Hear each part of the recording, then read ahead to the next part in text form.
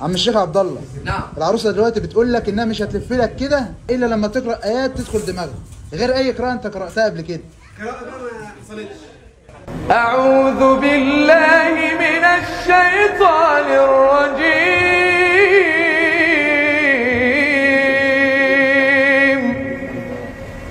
بسم الله الرحمن الرحيم. ومن آياته أن خلق لكم من أنفسكم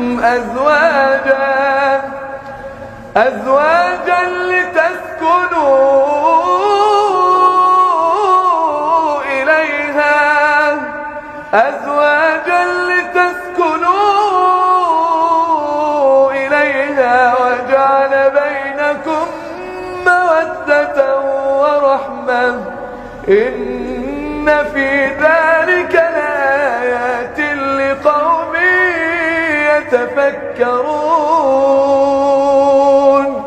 ومن آياته خلق السماوات والأرض واختلاف ألسنتكم وألوانكم إن في ذلك لآيات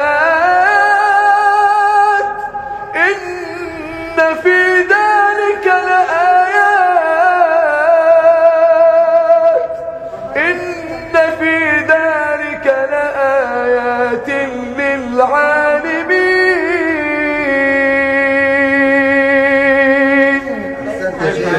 يا عروسه تمام؟ ألف عليك. اليوم مبروك يا مولانا. ألف مبروك، ربنا يتممكم على خير إن شاء الله.